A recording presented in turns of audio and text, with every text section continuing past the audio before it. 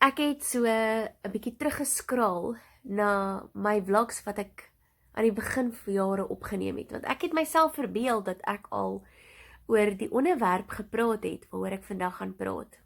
En dit voel amper soos 'n taboe onderwerp, want ek gaan praat oor kommunikasie. En hoe mense reageer oor kommunikasie, sal jy regtig glo dat dit iets taboe is. Mense hou nie daarvan nie, hulle doen dit nie.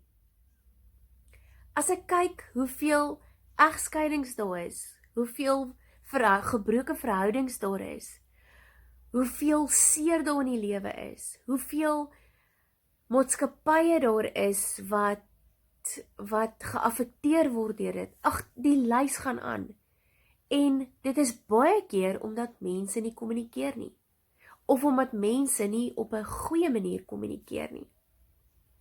En dan kry jy nou weer mense aan die heel ander kant van die spektrum, en dit is mense wat nie weet when to zip it nie.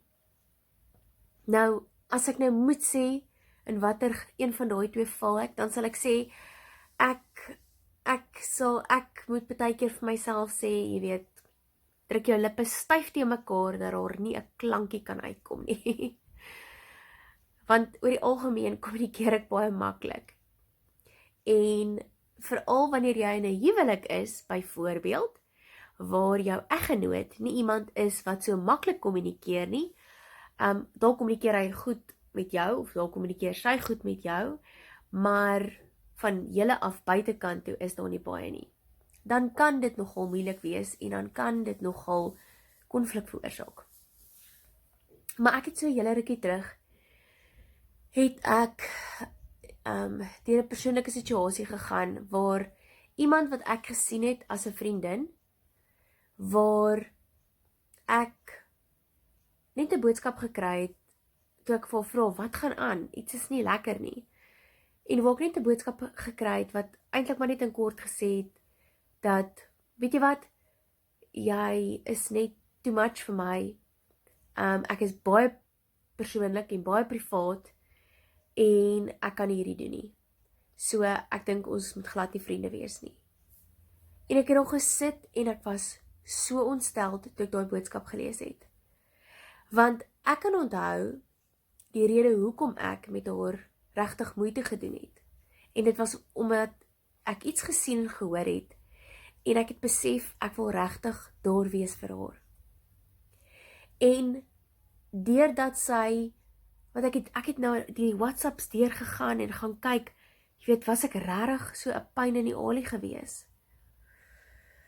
En ek moes net op 'n plek kom wat ek net moes vrede maak en moes sê, weet jy wat, ek kan nie haar perspektief verander nie. Ek verstaan dit nie. Ek wens hy het vroeër gepraat. As hy vroeër vir my gesê het, Chrisanda, staan net bietjie terug, of wat ook al, dan het ek dit gedoen. Want ek het dit met goeie intensies gedoen. Ag, en ek dink ons almal kan 'n lys van gevalle opnoem, waar kommunikasie so 'n groot rol gespeel het. So, gaan dink bietjie oor, hoe lyk jou kommunikasie? Is jy iemand wat goed opkrop, en tot die bom enig bars?